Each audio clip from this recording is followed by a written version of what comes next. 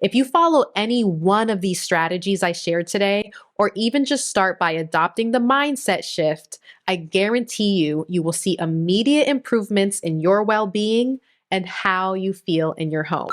One of the best ways to make a huge difference in how you feel every day and create a life full of peace, clarity, and success is to start right at home with home organization. Now, I'm not just talking about making your house look nice, although that is a bonus. We're diving into the real impact that an organized home has on your mental health. I'll be sharing an important mind shift that is essential to understand before we can even begin to organize and declutter. And then we're going to talk about some practical tips on how I keep my own home organized that you can start implementing today to create a more peaceful, clutter-free space that supports you and your family's well-being as well. And as always, we'll finish off the episode with powerful affirmations to help support you on your organizing journey. But first, welcome back. My name is Jazri, and I discuss topics centered around shifting the way we think about things to live more empowered and authentic lives. Let's get into today's episode. We need to talk about why organizing your home is so important so that these tips actually stick with you and you have the right mindset to support you in place. When our home is cluttered, it is so much easier to feel mentally cluttered too. A chaotic space can lead to stress, anxiety, and even overwhelm.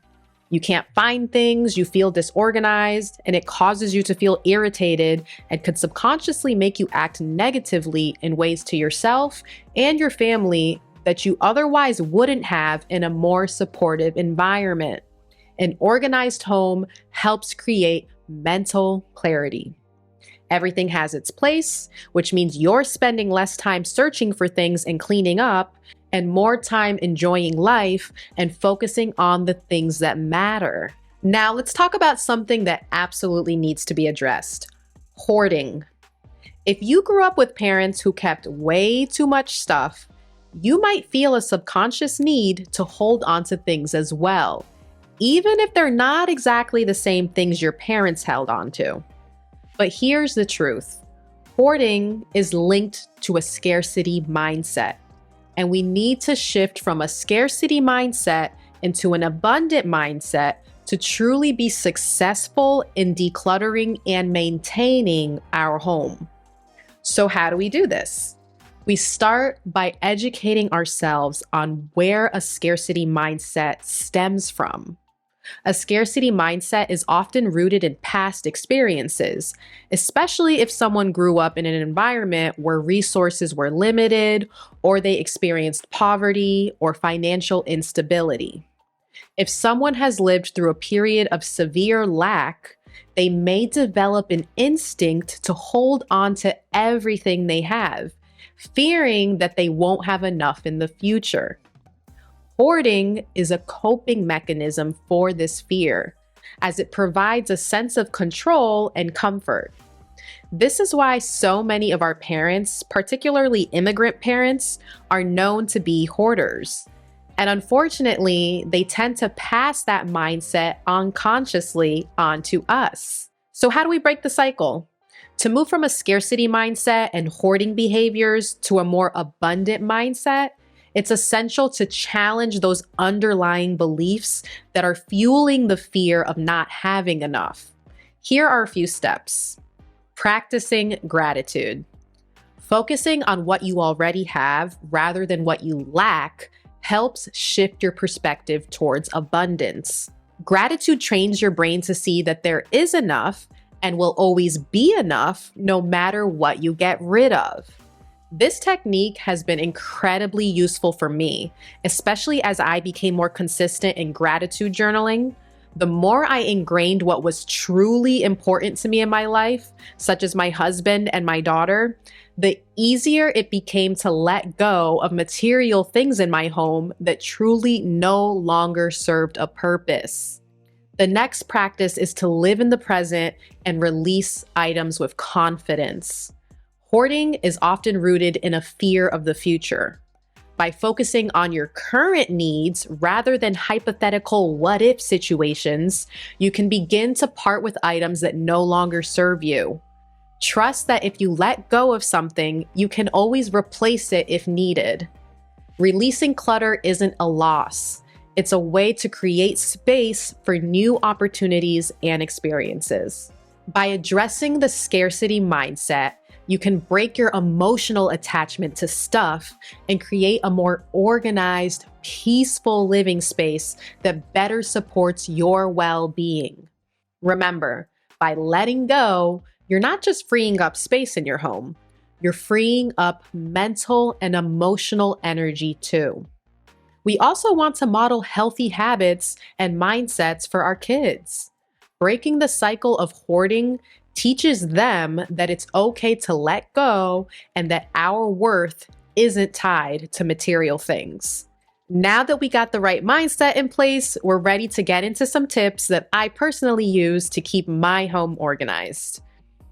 One of the biggest culprits of clutter is mail. You come home, you toss it on the counter, and before you know it, there's a pile of unopened envelopes and flyers taking over your space. I make it a habit to go through my mail every day. As soon as I walk through the door, I take a few minutes to sort it. Junk mail, immediately into the trash. Important bills or letters, they go to my or my husband's office desk where I know they'll be taken care of. This works because when you handle your mail right away, you're eliminating the chance for it to become a mountain of clutter.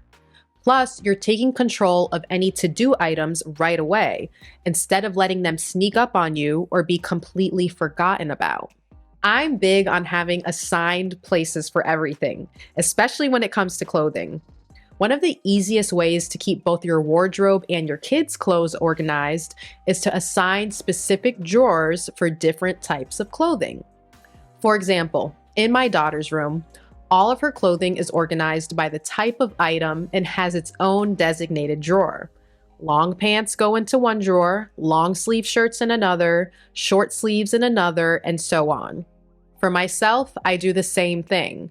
One drawer is for my workout clothes, one is for my pajamas, another one for t-shirts, another one for jeans. This works for so many reasons. One is that it cuts down on decision fatigue when you're getting dressed in the morning, and it makes putting laundry away so much faster because everything has a designated spot. By the way, I don't always fold my daughter's clothes if I don't have the time, which makes having these separate drawers an extra bonus. You can still save time on folding, but still find what you need to find easily. If you have younger kids, you can label the drawers with pictures or words so that they can start to learn where their clothes go and start helping out with putting things away. Let's talk toys. Toys can easily take over a home if you don't have a system.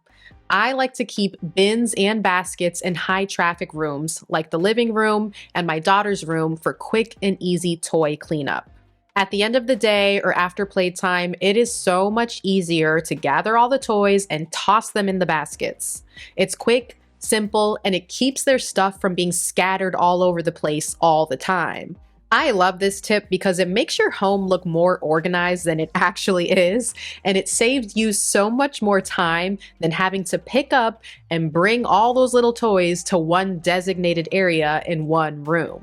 You can look for pretty aesthetic baskets and bins that still match your actual decor and have the toys blend in. Now let's talk laundry. Laundry can get overwhelming fast if you're dealing with clothes from everyone in the house. One thing that has saved me is having separate laundry baskets for each person in my family. This strategy works because it makes laundry day so much easier. I don't have to spend time sorting whose clothes are whose, and it makes putting things away so much quicker. I also keep a separate basket for towels and bedding and miscellaneous items, so those can be washed separately without getting mixed in with everyone's clothes. The kitchen can be one of the most stressful areas to clean if you let things pile up. I've made it a habit to clean as I cook or immediately after dinner. Instead of letting dishes and mess build up, I wash cutting boards, knives, and utensils while I'm waiting for food to cook. After dinner, my husband and I make it a point to clean up right away before relaxing for the evening. By keeping the kitchen clean throughout the process, it's much easier to manage, and you're not left with a huge mess at the end of the day, or worse, a mess to wake up to in the morning. Another great way I've reduced my kitchen clutter is that I got rid of or stored away a lot of my excess silverware and plateware, and now I keep just enough for my family's needs. If you have too many of these things out, you'll end up using them all before you wash them, and that just means more dishes to wash, more dishes to put away, which is one of the most annoying tasks for me. Now there's less to put away and everything gets done way faster. One of the best ways to reduce stress is to make sure that everything has its place. When you know where something goes, you can find it quickly and put it away just as easily. That's why my final strategy is to give everything in your home its own home. For example, in my home, we keep our batteries in one specific closet. So whenever we need some, I know exactly where to go to find them. Tools, scissors, and other household items all have their specific places. When you give everything a home, it cuts down on the chaos and makes finding things a breeze. Plus, it reduces stress because you're not constantly wondering, where did I put that? It's also a great way to involve your kids and teach them the importance of putting things back in their rightful place. So my final thoughts. There's no denying it. An organized home leads to an organized, peaceful mind. When your space is clear, you can think more clearly, you're less stressed, and you're able to be more present with your family. It's not about having a picture-perfect home or doing any of these things perfectly all the time. Trust me, I don't. It's simply about creating a space and adopting an abundance mindset that supports your well-being. If you follow any one of these strategies I shared today, or even just start by adopting the mindset shift, I guarantee you will see immediate improvements in your well-being and how you feel in your home. Now, let's close out with 5 affirmations to support you in organizing your home and keeping it clutter-free.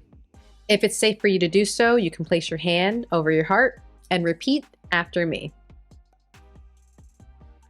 I create a peaceful and organized space for myself and my family.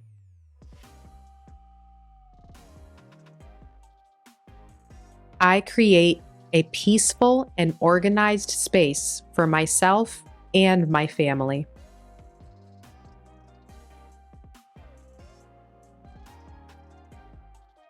I release what no longer serves me, making room for clarity and peace.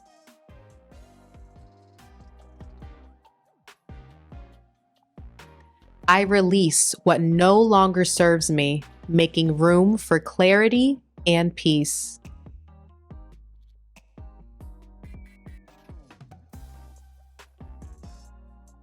Everything in my home has its place, and I easily maintain order.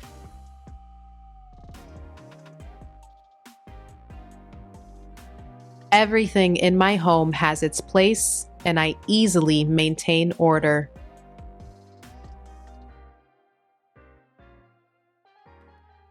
I let go of unnecessary clutter and feel lighter and more focused.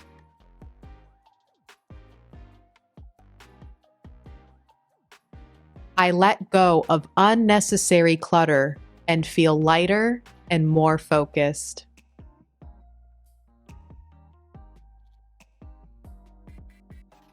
I design my home to support my mental health and overall well-being.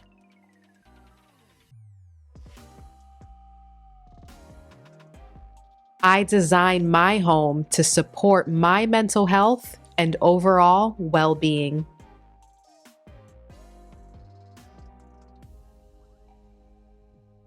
Start small, stay consistent, and before you know it, your home will be the calm, organized space you deserve. If you enjoyed this week's episode, be sure to check out my episode on how to declutter and maintain your wardrobe, as that is jam-packed with strategies to create a closet you love. Keep shifting those mindsets, and I'll see you over there or in another episode. Take care. Bye.